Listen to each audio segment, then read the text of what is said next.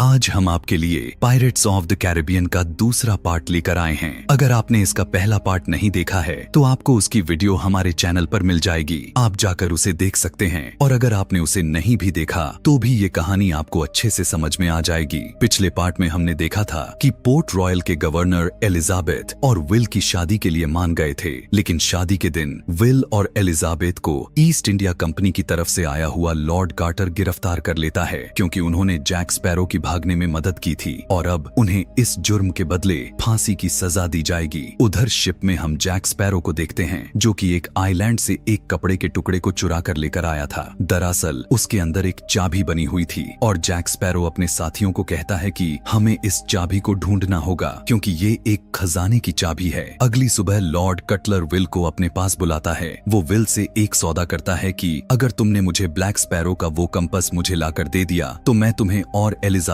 को आजाद कर दूंगा, और विल भी इस सौदे के लिए हाँ कर देता है। एक दिन ब्लैक पर्ल जहाज में स्पैरो अपने पुराने साथी बूटस्ट्रैप यानी कि विल के डैड से मिलता है, जो कि अभी भी जिंदा था। दरअसल वो जिंदा इसलिए है क्योंकि आज से 13 साल पहले उसने और जैक स्पैरो ने समुंदर के एक शैतान डेवी जोन्स के साथ एक सौदा किया था, जिस सौदे में डेवी जोन्स ने ब्लैक पर्ल जहाज को समुंदर की गहराई से बाहर निकाला था और जैक स्पैरो ने भी उसे वादा किया था कि 13 साल तक उस जहाज का कप्तान रहने के बाद वो उसकी गुलामी करेगा। और अब 13 साल पूरे हो गए हैं। बूटस्ट्रैप जैक स्पैरो को फिर से डेवी जोन्स के पास आने के लिए कहता है और उसके हाथ पर एक निशान बना दिया, जिससे कि अगर वो उसके पास नहीं आया तो डेवी जोन्स का एक खतरनाक पानी का दानव उसे मार देगा। इसके बाद जैक स्पैरो जल्दी से अपने साथियों को अपनी जहाज को वहां से दूर ले जाने के लिए बोलता है कि तभी वही बरबोसा का बंदर उसकी टोपी को समंदर में फेंक देता है। अगले दिन उस टोपी को एक दूसरी कश्ती में मौजूद लोग उठा लेते हैं कि तभी वहां पर डेवी का वो दानव आकर उनकी कश्ती को पानी में ले जाता है।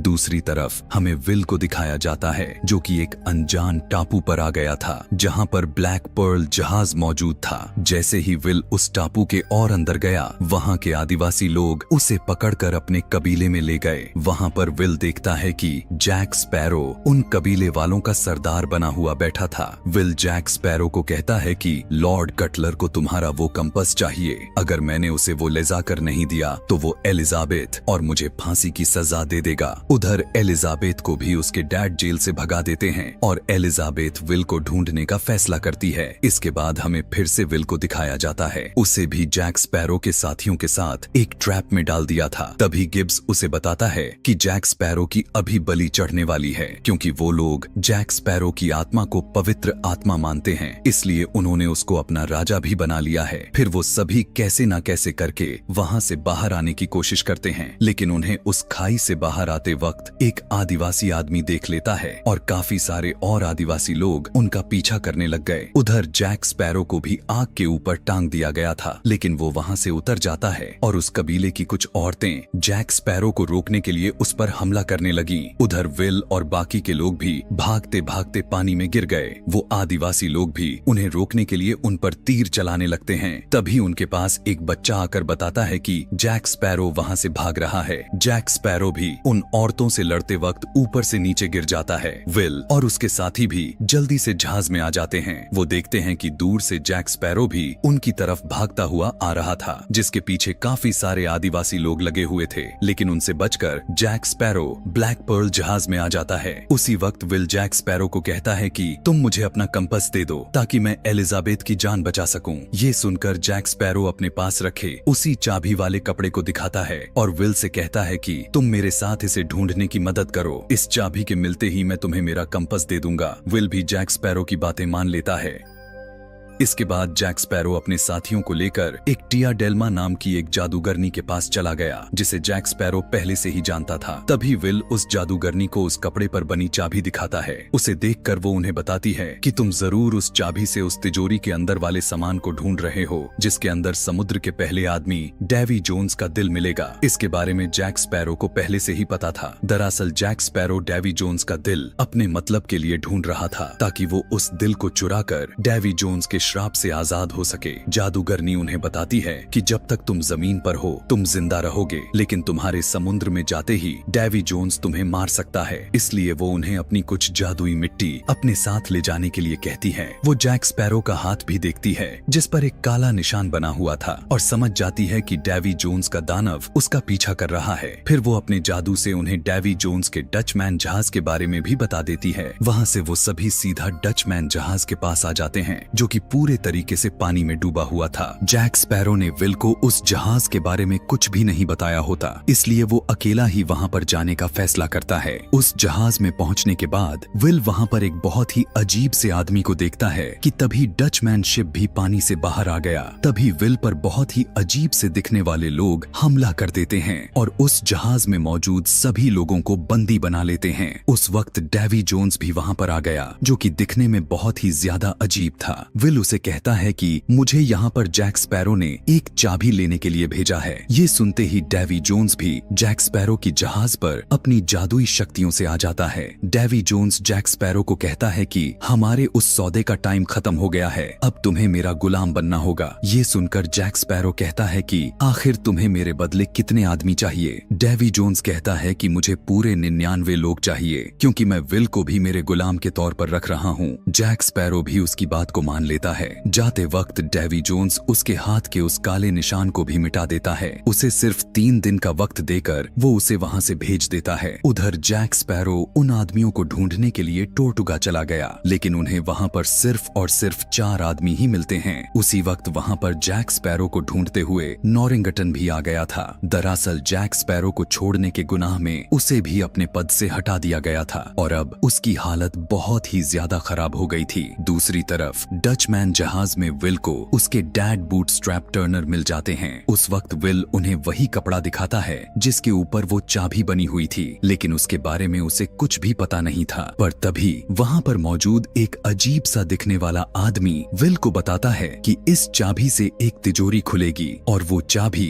डेवी जोन्स के पास है। फिर हम एलिजाबेथ को देखते हैं जो कि जैक स्पैरो को ढूंढ ही लेती है। वो जैक स्पैरो से पूछती है कि आखिर विल वहाँ पर है क्योंकि वो तुम्हें ढूंढने के लिए आया था, जिस पर जैक स्पैरो बताता है कि विल तो डेवी जोन्स के जहाज पर है और अगर तुम्हें उसे वहाँ से आजाद करवाना है तो तुम्हें डेवी जोन्स की एक तिजोरी ढूंढनी होगी, तभी तुम डेवी जोन्स से उस तिजोरी के बदले सौदा करके विल को उससे आजाद करवा सकती हो। दरअसल जैक स्पैरो एलिजाबेथ को ऐसा इसलिए बोल रहा था क्योंकि अभी तक उसके कंपस ने उसे उस जगह की सही दिशा नहीं बताई थी, क्योंकि ये कंपस उन्हीं को सही दिशा बताता है जो सच में वहाँ पर जाना चाहता है। लेकिन जैक स्पैरो अंदर से वहाँ पर नहीं जाना चाहता था, पर एलिजाबेथ की वहाँ पर जाने की इच्छा काफी ज्यादा थी, इसलिए जैक स्पैरो उसके हाथ में वो कंपस रख देता है जिससे कि उन्हें उस तिजोरी की दिशा भी पता लग जाती है।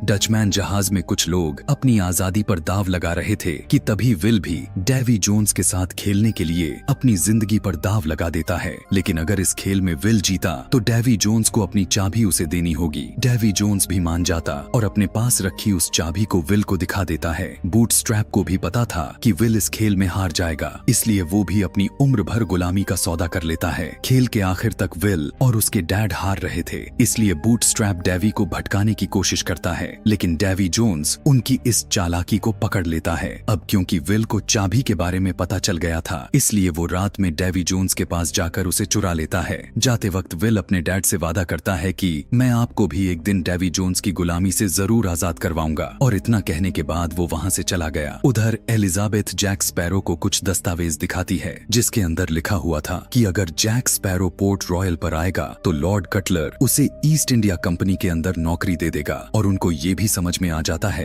कि वो जैक स्पैरो का कंपस इसलिए चाहता है ताकि वो उसे लेकर उस तिजोरी को ढूंढकर डेवी जोन्स को खत्म कर दे और इस पूरे समंदर पर राज करे। इसके बाद विल एक दूसरे जहाज पर आ जाता है जहां पर वो एलिजाबेथ की ड्रेस देखता है। तभी उनकी जहाज के पीछे डचमैन जहाज भी तेजी से आ रहा था। डचमैन जहाज के अंदर वो अजीब से दिखने वाले लोग डेवी जोन्स के समुद्री दानव को जिंदा कर देते हैं। इतने में ही वो दानव विल वाली जहाज पर पर हमला कर देता है और एक एक करके उस जहाज के सभी लोगों को मारने लगा। तभी वो दानव अपने भारी भरकम टेंटिकल से उस जहाज को बीच में से तोड़कर अलग कर देता है, जिससे कि उस जहाज के सभी लोग पानी में डूबने लगते हैं। पर विल पानी से कूदकर अपनी जान बचा लेता है और डचमैन जहाज पर छुपकर उनके साथ उस टापू पर जाने लगता है। दूसरी तरफ जैक स्पैरो और उसके साथी उस टापू के बहुत करीब आ गए थे जहां पर डेवी जोन्स का दिल छुपा हुआ है। वो सभी छोटी कश्तियां लेकर उस टापू पर चले जाते हैं और उन्हें जैक स्पैरो के कंपस की मदद से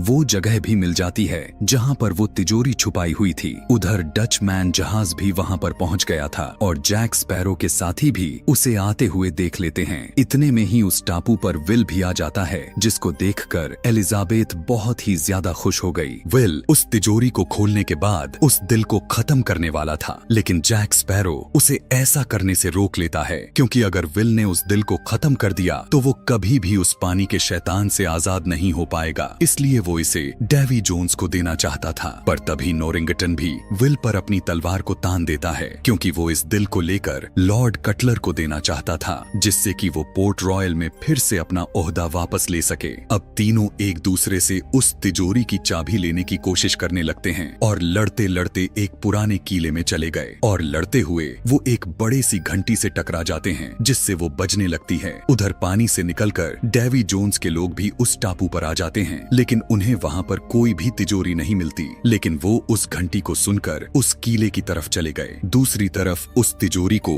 दो लोग चोरी करके लेकर जा रहे थे कि तभी एलिजाबेथ भी उन्हें रोक लेती है, लेकिन एलिजाबेथ के पास अपनी बंदूक नहीं होती। ये देखकर वो लुटेरे उस पर हमला करने ही वाले थे कि तभी वो अजीब से दिखने वाले समुद्री लोग उन्हें मारने के लिए वहां पर आ जाते हैं। उन्हें देखकर एलिजाबेथ और वो दोनों लुटेरे उस तिजोरी को लेकर भागने लगे, लेकिन तभी उन दोनों के हाथ वाली तिजोरी एक पेड़ के टकराने से वहीं पर गिर जाती है और वो समुद्री लोग उन पर हमला करने लगते हैं। इस बात का फायदा उठाकर एक समुद्री आदमी उस तिजोरी को लेकर वहां से जा ही रहा था कि तभी उसे जाते वक्त जैक स्पैरो देख लेता है और वो अपने पास पड़ा एक नारियल से उसके सिर पर मारता है, जिससे कि उस आदमी के हाथों से वो तिजोरी गिर गई। जैक स्पैरो जल्दी अपने पास रखी उस चाबी से डेवी जोन्स का दिल निकालकर अपने पास रख लेता है और वहां से अपनी कश्ती में ले जाकर उसे मिट्टी वाले डब्बे में डाल देता है, जो कि उसे उस जादूगरनी ने दिया था। तभी वहां पर विल और नोरिंगटन भी आ जाते हैं और उन सभी को उन समुद्री आदमियों ने चारों तरफ से घेर लिया।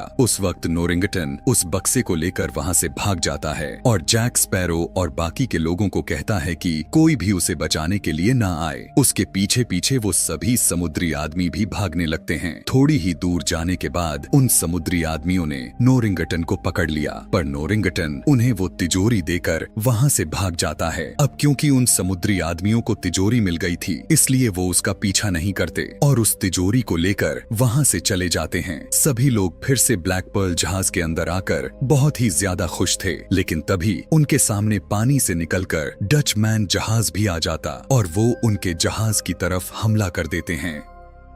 लेकिन ब्लैक पर्ल जहाज बहुत ही ज्यादा तेज थी, इसलिए वो डचमैन जहाज से काफी दूर निकल गए। पर तभी उनकी जहाज पर डेवी जोन्स का वो दानव हमला कर देता है। उसे देखकर विल सभी को उस पर तोप से हमला करने के लिए कहता है, जिससे कि वो दानव काफी ज्यादा जख्मी हो गया और कुछ वक्त के लिए शांत हो जाता है। लेकिन थोड़ी ही देर बाद वो फिर से ब्लैक पर्ल जहाज पर हमला करने लगा। इस वक्त विल अपने सभी साथियों को उस जहाज की सारी शराब को एक जगह पर इकट्ठा करने के लिए कहता है और उस दानव के पास आते ही वो उस शराब पर गोली मारकर उसे ब्लास्ट कर देते हैं, जिसकी वजह से वो दानव और भी ज्यादा जख्मी हो गया था और फिर से पानी में चला गया। अब ब्लैक पर्ल के सभी लोगों को पता था कि वो दानव इस जहाज पर फिर से हमला जरूर करेगा, इसलिए वो जहाज को छोड़ने का फैसला करते हैं। लेकिन एलिजाबेथ बहुत ही चालाकी से जैक स्पैरो का हाथ उसी जहाज में बांध देती है, क्योंकि अगर वो उनके साथ गया तो उसके साथ साथ वो लोग भी मारे जाएंगे। उनके जाने के बाद जैक स्पैरो अपना हाथों को खोल लेता है, लेकिन तभी उसके पीछे वाली डेवी जोन्स का भेजा हुआ दानव भी आ गया था। लेकिन जैक स्पैरो भी अपनी तलवार निकालकर उसका सामना करता है। उधर ये सब दूर से डेवी जोन्स भी उस जहाज को डूबते हुए देख रहा था। तभी वो अपने लोगों को उस तिजोरी को खोलने के लिए कहता है, लेकिन उसके अंदर कुछ भी नहीं होता, इसलिए डेवी जोन्स को और भी गुस्सा आ जाता है। अब वो दानव जैक स्पैरो के साथ साथ ब्लैक पर्ल जहाज को भी अपने साथ समुद्र में ले जाता है। उधर विल विल और एलिजाबेथ दोनों अपने बचे हुए साथियों के साथ उस जादूगरनी के घर आ गए। उन सभी को जैक स्पैरो जैसे अच्छे कप्तान को खोने का बहुत ही ज्यादा दुख था। तभी एलिजाबेथ को उदास देखकर विल कहता है कि हम जैक स्पैरो को वापस जरूर लेकर आएंगे, चाहे हमें कुछ भी करना पड़ जाए। ये सुनकर वो जादूगरनी कहती है कि तुम जैक स्पैरो को वापस लेकर आ सकते हो, लेकिन उसके लिए तुम्हें इस दुनिया के आखिरी छोर तक जाना होगा या फिर उससे भी आगे। ये सुनकर सभी लोग वहाँ पर जाने के लिए तैयार हो जाते हैं, जिस पर वो जादूगरनी कहती है कि इसके लिए तुम्हें एक कप्तान की जरूरत पड़ेगी। और तभी उनके सामने बरबोसा आ जाता है, जो कि अभी भी जिंदा था। इसी के साथ ये मूवी यहीं पर खत्म हो जाती है। आगे की कहानी जल्द ही आने वाली है। अगर आप इस कहानी का पार्ट 3 देखना चाहते हैं तो कमेंट में पार्ट 3 लिखना ना भूलें। Thanks for watching.